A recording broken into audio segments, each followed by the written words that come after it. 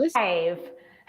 Hello, Holistic Chamber of Commerce family. Welcome to today's Meet a Member segment. I have with me Katie Kay, and we are going to talk about making friends with fear.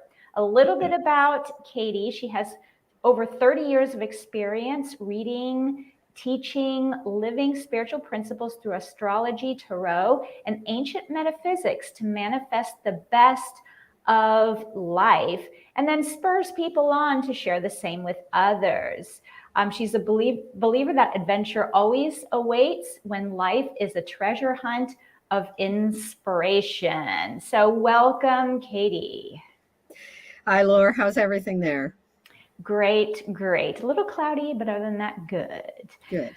So let's talk about this idea of making friends with fear. I'd like to know, like, why did you choose to talk about fear first off? Well, as a coach, I think that I'm always listening for what gets people stuck. Okay. They call it the saboteur or the ego. And I think it gets a bad rap. I think it's just fear that gets dressed up in a whole lot of you can't do this, nobody will like you, it's the end of the world, run for your life. Some kind of litany of don't do that. Okay. So, but if my experience and what I help clients with is to recognize it, make friends with it, just acknowledge it and go, yeah, this is scary. This new job, this new relationship, this change in my life, it's scary. And then it sort of neutralizes. So the anxiety settles and we're able to see choices. Well, let me get more information. Let me reassure myself. Let me get support. So it's sort of classic coaching, but what I listen to is for the fear, and we bring it out and we go, let's talk about this. I feel like there's fear underneath any kind of struggle that we experience. I mean, on the surface, it might look like something different, but underneath, there's always a fear of something. So I feel like that focusing on the fear kind of funnels it down to like more of the roots versus Right. just, scrapping up at top. Right. And my studies of how we're spiritual beings having a human existence, for instance, that's one way to look at it. And that's part of my opinion. That spiritually we're all one. We're all safe. We're all one. We're part of the air. We're part of the universe. We're stardust, but we're human. And we have this skin and we have time and we have money and we have this stuff. So we're a little schizophrenic every day going, all right, I know I'm all love and everything's good. Oh my God, I don't have any money. So we have to juggle this. And I think that's the skill, is just braiding it, harmonizing it. Two different voices, two different tones, but they can be okay. Oil and vinegar, that kind of thing. You talk about making friends with fear. So talk about like that friendship piece a little bit. Well, okay, so I'll give you an example. I have a little motor home and I drove from Texas to Seattle and I love it. And it's just a dream come true. So I was going into a canyon and I didn't recognize that it was just like this down there. And I got to the bottom. It was exquisite and beautiful, but I knew I had to take that road up. So I went, oh my God. Oh my God, I'm so frightened about this cliff. There's nothing there, right? And so I said to myself, because fear was right here, I said, listen, I'm going to have to deal with you when we go out because I don't want to waste time in this beautiful place, worried about that. So I said, on the way out, we'll talk about some techniques. And sure enough, I said, okay, so let's work on, I know you're scared. I know this is scary. I think in a previous life, I fell off a cliff or something. And we worked together on some kind of strategies. Keep your eye in the middle of the road. Don't look over the edge. Pretend you're on a train track. Pretend you're magnetized. And whatever the little tricks were, we worked together. So I really think it's actually about having fear in one hand and faith in the other hand. I do think they have to be in the same place. So I work with clients on what I call faith tricks. And it doesn't have to be religion or spirituality. It's like, I'm safe. I'm safe. Neurotransmitters are changed with new beliefs that can be repeated. I'm safe. I'm good. I'm safe. I got this over and over again. So that's a snapshot of how that works for me. Would you say that fear voice is just the ego speaking? Well, sure, but the Mhm. ego is here to help us out. Right. I'm different than you and you're different than me. But if I'm okay with the way I am, the ego also says, listen, Katie, you're going to have to get propane in the rig or else you won't have heat. Hmm. And you have to figure that out. And oh, okay. So I think the ego gets a bad rap, sort of like Virgo. It's a discerning quality. This is not that. This is not that. But when we add judgment, oh my God, I'll never be able to make it up that hill. And then we're stuck in anxiety and we can't move. Hmm. Fear, flight, fawning, and freezing. Boom. Right. Yeah, I agree. I think that ego is a lot of that fear, but it does get this reputation of, oh, we want to get rid of it. And it's like, no, you're human. You're not going to get rid of it. Let's Yeah. learn to work with it. And I think that's kind of what you're saying here. We'll build a different kind of relationship with it and understand it and say, sometimes you can say, oh, thank you for sharing, and like do the opposite anyway. You got 3 minutes, and then we're hearing from somebody who's happy, okay? Exactly. Well, and I just want to give a little information because when I work with astrology, because as a coach, I don't do any questionnaires. I just do your astrology chart, and I've done that for 30 years. I can see in your childhood very, very accurate and useful strategies to handle what might have been a 1 or 2 year old trepidation. Dad left the room, somebody slammed the door. It doesn't have to be a big deal. I'm not a therapist. We don't go into what happened, but I see the energies like, oh, you're afraid of authority figures, or you believe struggle is the only way to get anywhere. I mean, those are some basics. And then we change it. Saturn can be a way to turn the corner. Uranus can be a way to do something unique. So that's what I find exciting working with astrology to make friends with fear, because I don't know, it's our superpowers, shifting our superpowers to go, whoa, yeah, I'm terrified. All right, well, let's work this out. Let's unpack it. So Mhm. And I know that you also work with tarot. Do you use that in fear as well in a different way than the astrology, or it's pretty much the astrology that helps with the fear part? astrology is like a blueprint and also a weather map, because I work with the transits now. Okay, so I'm a weather predictor. It's a really interesting season. You might try this. But tarot is like a spiritual selfie. And some of my clients use both. When I work, for instance, I do a lot of fairs to connect with new people.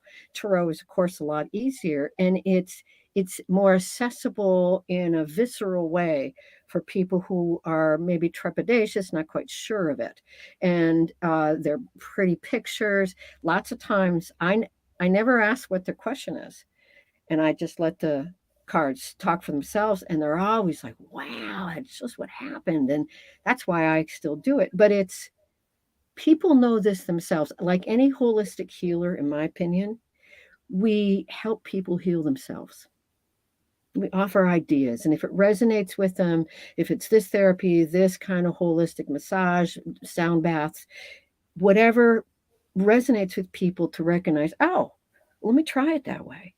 So yeah, a tarot is a lot of fun. And I've always loved to read for people because they're talking to themselves and I'm just translating. Hmm. You talk about like your clients. So you're doing coaching, like Mhm. coaching services. What does it look like when someone works with you? Is it like long-term coaching? Is it, one-off things? Well, I offer usually a 20-minute intro for free so people can see how I do this practice. Clients will every week, if they are in the middle of a lot of change, 2 weeks, 3 weeks, once a month, and we'll have a half hour, an hour session, and I will look at their chart, see the transits usually, and then we'll talk about the exercises that I usually give as a coach. Try this, spiritual exercises, logistic exercises, and then that accountability is, how did that work? How did that work? And it really is been so gratifying to be inspired by the people I work with that 3 to 6 months, there's a shift. Instead of struggling, one of my clients said, Katie, I heard your voice. It was easy. And I went, yes, it's easy. Or, I spent time writing and I really saw that fear and we worked it out. That's really gratifying for me. And that's why I keep doing it. You mentioned something about, affirmations don't work when it comes to, this fear stuff. And I think I kind of know where you're going with this, and I agree, but I want to hear from you, because a lot of people are like, oh, I'll just say positive things and I'll, think my way out of fear. So talk a little bit about that.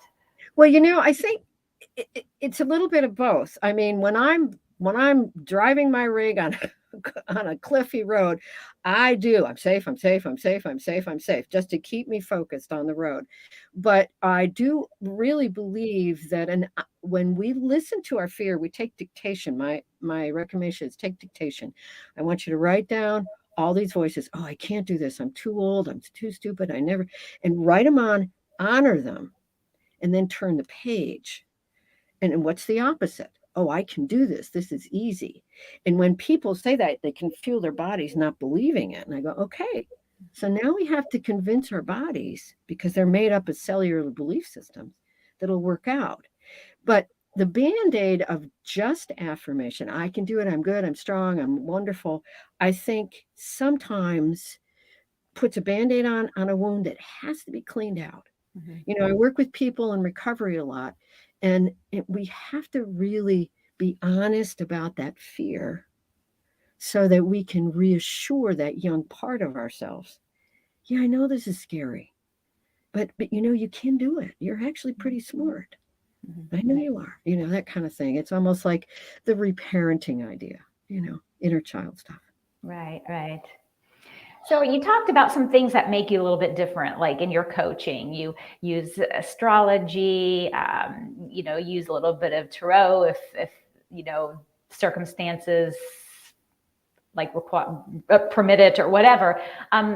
But is there anything else that makes you a little bit different than, say, someone than just like a life coach that says, okay, moving forward, do X, Y, and Z? I like to, and I'm practicing more, to listen more. I'd spent about 8 years learning to be what they call a prayer practitioner, okay, in a church of all religions, I called it, and one of the most wonderful things that they taught me was absolutely to listen. So part of me is like an archaeologist for fear. So I listen and I hear the voice change. I imagine other people do this, but I go, okay, so what's concerning about that, or what's behind that, or what happened, what's there? And then all of a sudden I hear, I just don't like it. And I go, ooh, there it is. There it is. Let's talk about that. And that is something I always want to improve on, is listening for, it's like a different tone of voice. It's like a deeper self. And it's like a treasure hunt. And so that I really love to do. Interesting. Yeah. So if someone wants to reach out to you or work with you further, how can they do that? Do you have a free consult? I think you mentioned that. Do you have any other freebies on your website? Talk a little bit about that. My website is spiritplays.net. An email is spiritplays4, the number 4, and then a U @gmail.com. I'd be happy to do the intro for anybody listening, so you get the hang of it. That's how it's like an introduction to see if we're a good match for continual coaching. My website has an email sign-up list, and I have 2 basic emails a month. One is a monthly Zodiac ahead called As the Zodiac Turns, and that gives spiritual tips for the astrology ahead for the month, for the Zodiac month. And the other one is I promote a tarot time. I call it tarot time, 2 hours on Zoom, private readings. There's a waiting room, and I do private readings. And so you can get on the website, you get on my email list for those. And those are a great way also of seeing a little bit of who I am and how I work. So All right, people. So if you are watching this and you know that fear is preventing you from moving forward, that you're struggling with it, like you know it's kind of driving your bus right now, reach out to Katie and have a chat with her. It doesn't cost anything. And it sounds like she has some really amazing tools that can help you work through that so that you can finally get to where you want to go. Thank you, Katie, so much for being with us today. We Thank appreciate you you. being And I here. love the Holistic Chamber. It's an amazing It organization. Thanks, is. It everybody. is. Okay. Have a great rest of your day, everybody. Take care.